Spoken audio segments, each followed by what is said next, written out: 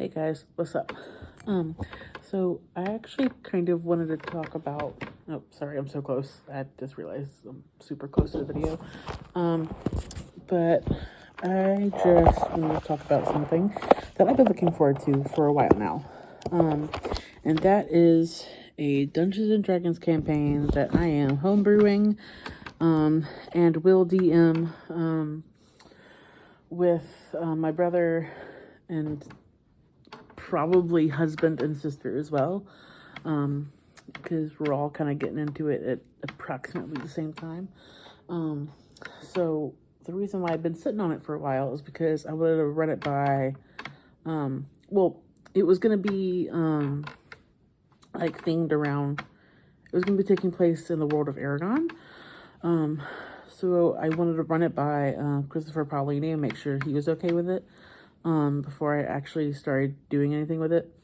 And he is actually very excited that people want to do that.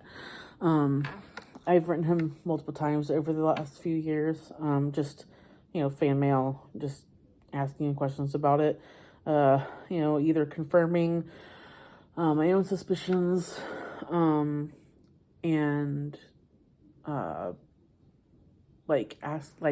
asking him to confirm some personal theories that I have about it, all of which he basically discounted as false, but still fun to think about. And he's always very polite in like his responses to everything that he gives to me. He's responded to every single letter that I've sent. He's very patient, in my letters, considering that they tend to be quite long. And like I said, I've sent several. I think I've sent around a dozen at this point,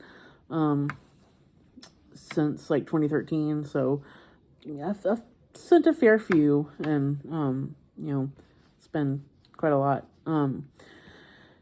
So I knew that if I were to ask him, send him, a letter, asking, hey, are you planning on doing this? Are you okay with it?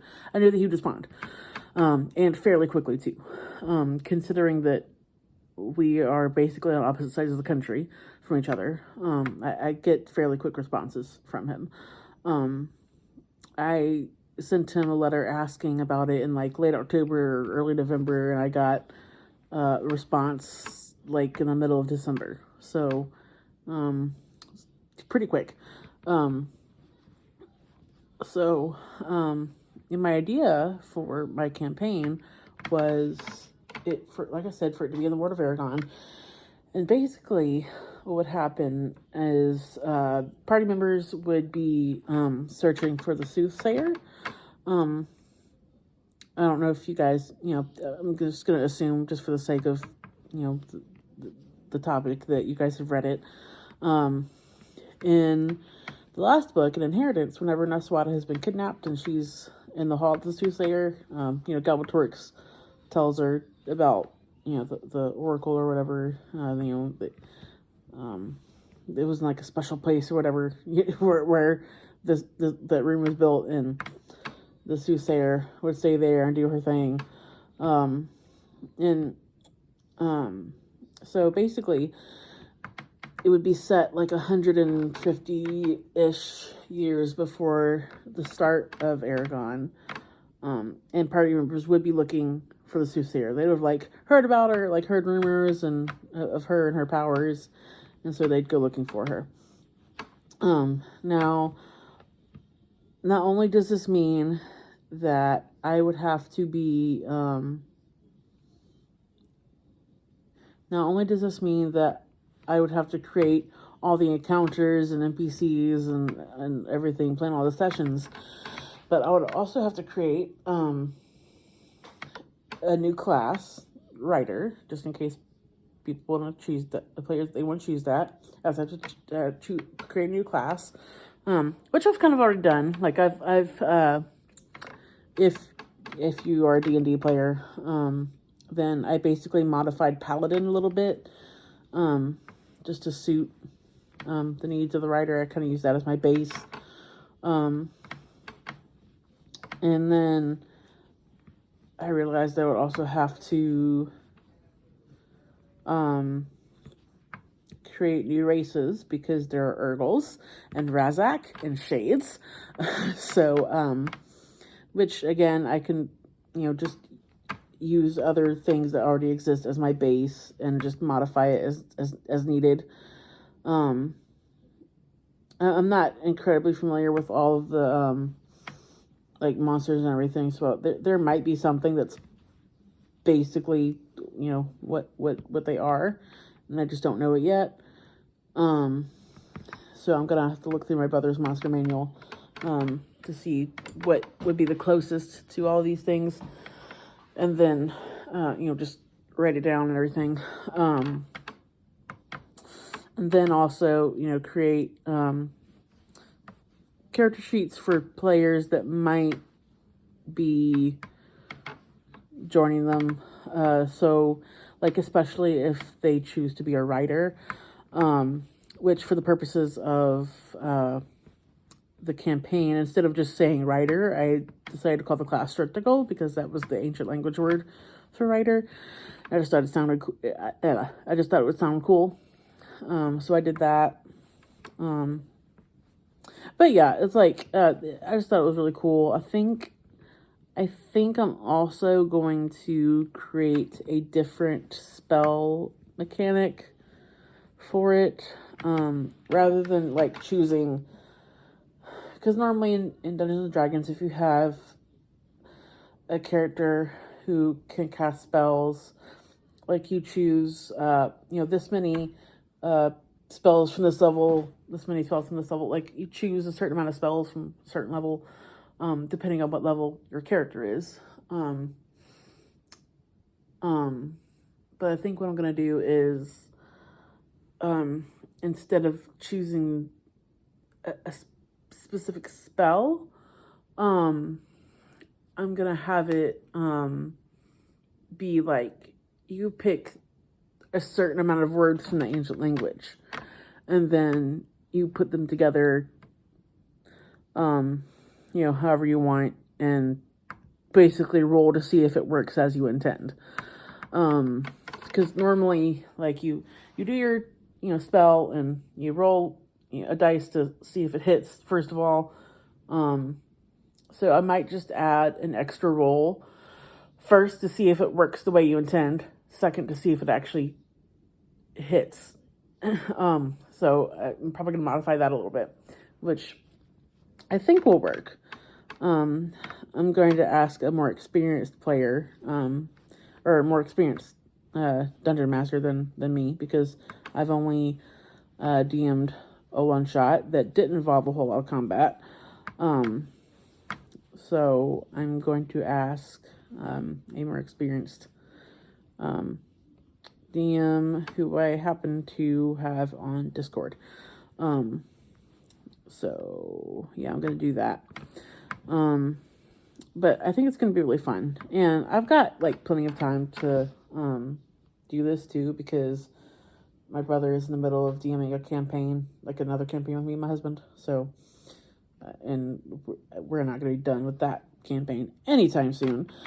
So I've got plenty of time to finish putting that together.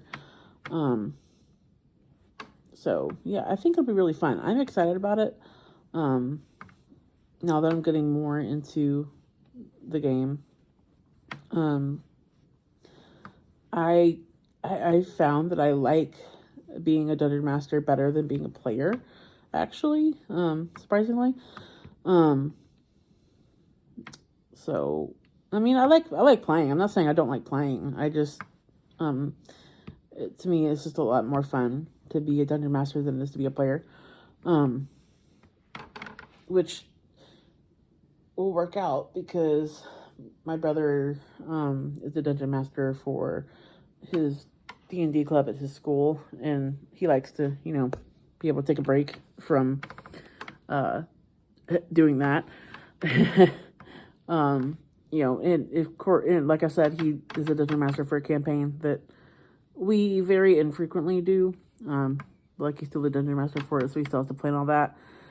And so yeah, it's nice for him to get to be able to be a player in something. So yeah. But anyway, I just wanted to talk about my idea for that. And maybe maybe if I get it like worked up enough and polished up enough, I might make it like just kind of available. So it just depends on how it goes and how much I'm able to polish it up and everything. Because I intended to be a somewhat lengthy campaign. Especially since they're, with the writers and how that works. What I think is going to be super fun about this is that Vrail is going to be around. Again, I'm saying this stuff assuming that you guys have read the books. Vrail is going to be around. So that'll be fun. For the purposes of the campaign, I've made Umaroth. I'm using an ancient copper dragon for him, I think. And then for Glader, because Ormus and Glader are going to be here too, I think for Glader I'm using a adult gold dragon. I think I'm going to have to check it and make sure these are all actually fine to use. But yeah, I like going through and just kind of matching up, like everybody see how it matches up, because obviously there's going to be dragons and Dungeons and Dragons, so there's plenty to choose from.